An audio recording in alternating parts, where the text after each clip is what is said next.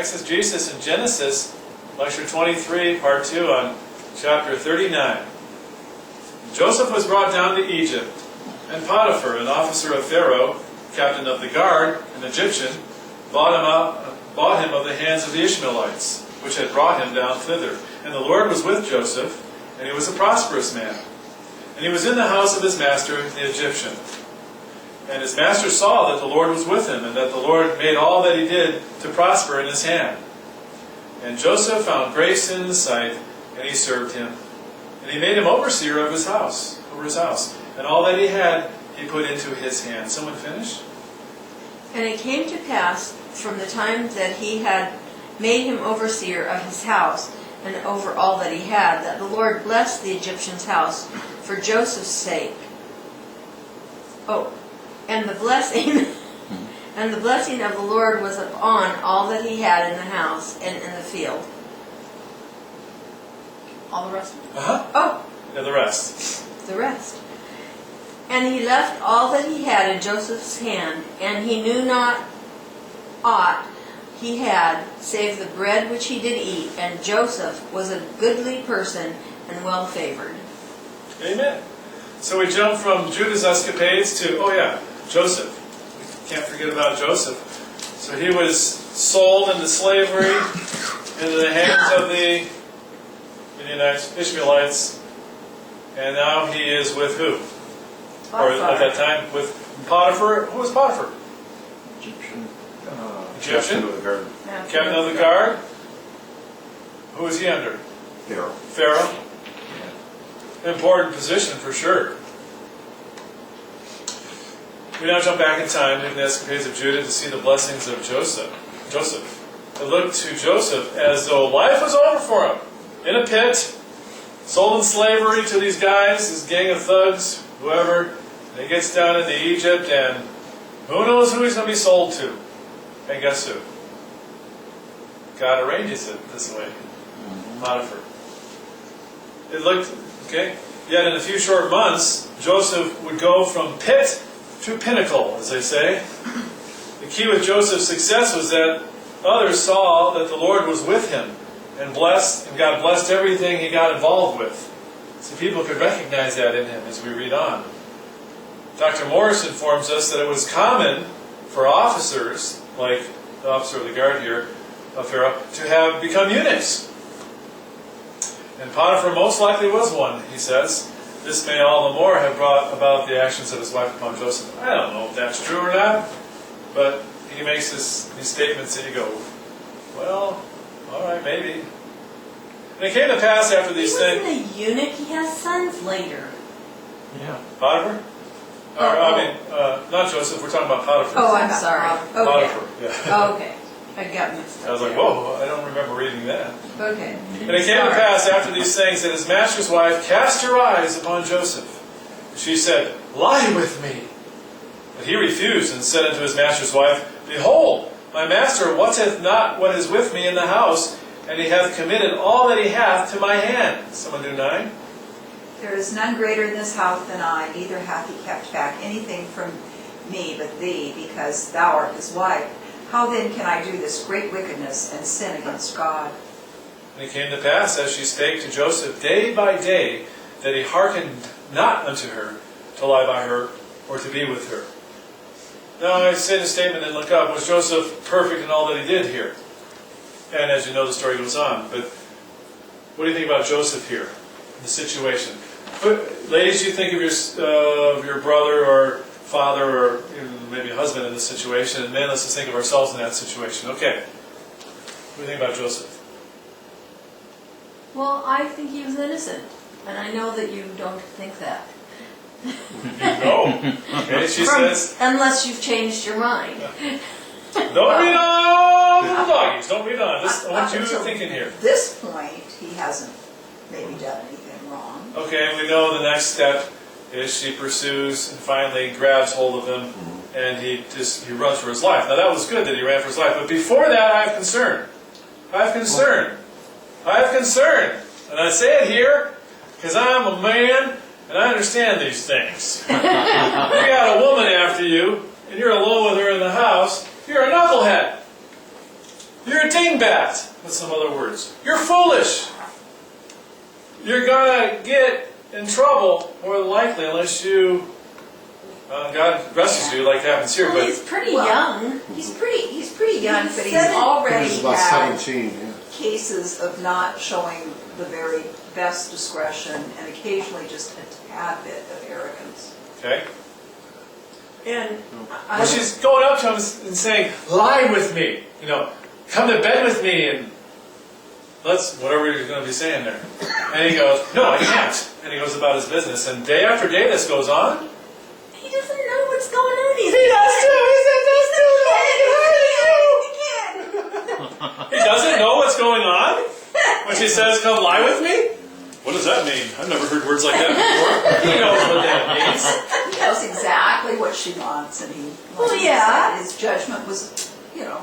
And I'm just going to get ahead here, but she grabs him, and if she was like grandmother looking and totally unattractive to him at all, he would have just laughed and went, "Come on, you know, take her arm off. This is silly." But what did he do? He ran for his life because I believe there was potential lust coming over him, or sensual desire, and he had to get out of there. So let's go on here. But this is, you know, here's arrogance for you. You see, I've studied these things, and I'm a pastor, and you just, actually it comes down to being a man. Being a man, you just look at this and go, that was, in my view, foolish. If someone was doing that or had these things happening to them in our church, you know, where they work at, I'd say, don't be alone. You're closing with this girl again? No, you got to change times. You quit your job, talk to your head boss, whatever you got to do. Don't go back there with her. She keeps every once in a while cornering you and say, "Come on, let's kiss." What would you say to your son or your brother or something like that? Well, let's go back to this since we got everyone riled here. Well, certainly Joseph. Oh, wait. Joseph was in charge of everything in the household. He certainly would have had the power to make sure that there were always other people there. There could have been, but there's only one little hint that there might have been some people in the house. But he could have had somebody with him at all times. He had the ability. Yeah, but to do would that. she be saying, "Come lie with me" with people around? No. No. Plus, we know later that she says he tried to rape her. So if they would have heard that before, Well, they would say, I'm "Hold on a second." not saying he did. I'm saying Yeah. he could have done Yeah, he could have that. had Was a it right. choice he could Oh, have sure. So Yeah. I think it was foolishness. I don't think he was trying. He was liking it. It was just folly, and I believe it could be said it was sin. Should he have informed somebody of the difficulty he was having? Why wouldn't he just go, "Hey, Potiphar, your wife keeps on no, making he's not gonna innuendos." believe Hey, it. this is Joseph, who just kind of says it like it is and not too concerned about it. "Your wife's coming on to me, Potiphar. I don't like this. Can you get her to stop?" Remember, I'm the guy with the coat of many colors. Lost my spot. Should he have politely resigned from his position? I don't think he could. He's the servant. Well, he could have said, "Listen, I'm honored, but I just, because of certain circumstances, I can no longer fulfill my responsibilities here." He lacked wisdom here, to say the least. It was wise, very, very wise, to never be alone. Or it is wise for men, and even women, to never, ever be alone with one of the opposite gender, you know, in a certain age bracket. Especially if they or you find them attractive. This was the case here, at least on her part. Thus, I believe that Joseph acted foolishly in this scenario with Potiphar's wife. I think he was totally innocent. So, we don't care what anyone thinks except the teacher. Because it's in red, and you will fail the exam, ma'am. Let's answer it correctly. But you, You can say, "I believe me," that's how I'm going to but you say it. asked for our opinion. I agree. I didn't ask for it then, though. You just had to have last word seat. Yeah. And it came to pass, about this time, that Joseph went into the house to do his business. What was going to happen? And there was none of the men of the house there within. And she caught him by his garment, saying, "Lie with me." And he left his garment in her hand and fled and got him out. And it came to pass, when she saw that he had left his garment in her hand and was fled forth, that she called unto the men of her house and spake unto them, saying, "See, he hath brought in an Hebrew unto us to mock us. He came in unto me to lie with me, and I cried with a loud voice. And it came to pass, when he heard that I lifted up my voice and cried, that he left his garment with me, and fled, and got him out. Well, here's one wise thing he did. He immediately flew, or fleed, immorality. And that was very, very wise. Even leaving the garment in her hand that she grabbed. So I say this to any of us, don't wait for another second to pass from coming into a compromising situation. Let's say weird thing can happen. All of a sudden, you're alone downstairs here or someplace, and all of a sudden this opposite gender person you know comes up to you and goes, grabs you and goes, I love you. What do? Go, flat or no, you go, and you get out of there. You get out. Have you ever had that happen? Opposite gender, not in relation to you, you haven't seen them for a while or something, all of a sudden they come up and they want to give you a big hug, they're coming at you like this, you're like, ah, and then they hug you and you're like, honey, hi. Yeah, that's happened. What do? We don't slap them in the face if it's just, haven't seen you for a while, hug, but anyways, you move it as fast as you can. Why did Joseph feel the need to flee so dramatically? Well, most likely he felt his own sensual passions toward her escalating and knew that he had but seconds before it would be too late. That's one idea. If she was old and unattractive, at least to Joseph, Joseph would have just laughed a bit, walked away. It would have been no big deal. It's a silly woman. Now it could be, on the other side of the coin here, that he was concerned that someone might see them. So we had to get out of that situation quick. That would have been bad. Well, she was not pleased, of course, and chose to frame Joseph for attempted rape. You know, this can happen, and does happen to men, Christian men even, and women, to a lesser degree today. Because it gets down to their words against yours, especially on the woman saying the man did this. Now, many times the men do things, so we understand that in our culture. But women can, like when I was in the military, would say something, and it may or may not have been that true, but it was their word against the other person's. If there was no other witnesses, no other facts, they would go with what the girl said. To a degree, not that they would take all the rank away or put him in prison. So, motto would be, just don't be alone with the opposite gender, and you don't have to have these compromising situations occur. So in this building here, make it your practice that if it's just you, and then you see there's another man here, you're a lady, and there's another man here, and it's 20 of 6, services haven't started yet. Say it's me, just me here, and then you want to come on in. Probably best not to, or if you must, then make sure you're downstairs, clearly on a different part of the area. I've got to be here, so. Now, if I came here and you were just here, well, we'd have to figure out something. Not so big a deal when people are going to be coming any minute, but if it was just during the middle of the day, that's not wise. So if you're here working on something, and then comes Sister So-and-so to do some work, that's not a good setup. Not that something's going to happen then, but this repeated thing. The church piano player, the church secretary, pastor's office is up there. You hear about these things. It's probably more so this frequency of it. Get in the chat. What's going on? All that from Joseph. Wow, where are we at? Bottom of 2? 16. Oh, 16. Good. We're moving on. And she laid out this garment by her until his Lord came home. And she spake unto him according to these words, saying, The Hebrew servant which thou hast brought unto us came in unto me to mock me. And it came to pass, as I lifted up my voice and cried, that he left his garment with me and fled out. And it came to pass, when his master heard the words of his wife, which she spake unto him, saying, After this manner did thy servant to me, that his wrath was kindled. Someone finish? And Joseph's master took him and put him into the prison, a place where the king's prisoners were bound. And he was there in the prison. All right, do you think that Potiphar was really upset here? Yes. It says he was. Do you think Potiphar kind of knew about his wife No. in general? No, I think he was think- oblivious. Go ahead, sir. I think this Mr. is Pastor. possibly not the first time she had tried something like this with a servant. And I think that he may have not known, but he probably had an inkling. And so Joseph just happened to be the scapegoat of his wrath at that time. Yeah. Do you think Potiphar really liked Joseph? I think he did. I think he really liked Joseph. I think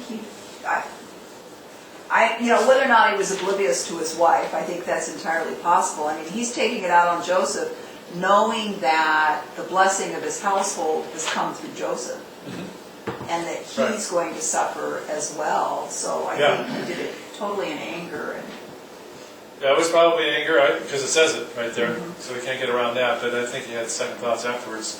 Didn't Potiphar know what kind of woman she was? Surely he had great respect for Joseph, I wrote. Rather than having Joseph slain, he merely put him in that part of the prison reserved for political rather than criminal prisoners, Dr. Morris says. It almost seems that Potiphar also knew of both his wife and Joseph too well to really believe he had heard the whole story. There is no indication that Joseph made any effort to defend himself from these charges. Among other things occasioning Potiphar's anger, no doubt, was his realization that he would now have to lose the services of one who had proved extremely profitable to him. So if Dr. Morris is teaching this right now, somebody would be saying, "What?" Maybe not. But you might say, well, I don't know. I don't know about some of these guesses he has here. So did Potiphar really know this whole story? Did he have some inkling about it? I don't know. I believe that Potiphar believed his wife, at least for the moment, and had Joseph punished in the worst part of the prison. I don't think it was a nice part, as Dr. Morris is saying. From pit to pinnacle to prison. So goes the life of Joseph. Now, I'm not saying this is from judgment of God. I think the bigger picture is God's blessing, and then that curse with teaching Joseph some things. And also just typology here. And getting I him in a believe. position where he could, Yeah. you know, Though you kind of wonder, could he not have done it from the position he was in? But he wasn't under Pharaoh directly. So, yeah. Good question, but we're going to go on here. Let's just see how we're going to do this. Let's do this chapter. It won't take too long. It's not a lot of comments. It's basically the whole chapter and then comments. Right? So we're going to do 2 and 2, right? 2 and 2. Online students, you play along with us. Just mute it when you want to say your deal. Read. And it came to pass after these things that the butler of the king of Egypt and his baker had offended their lord the king of Egypt. And Pharaoh was wroth against 2 of his officers, against the chief of the butlers and against the chief of the bakers. 2 and 2. So someone else? do 2? you want to go back and do the 2 we skipped? Yeah, let's do that too.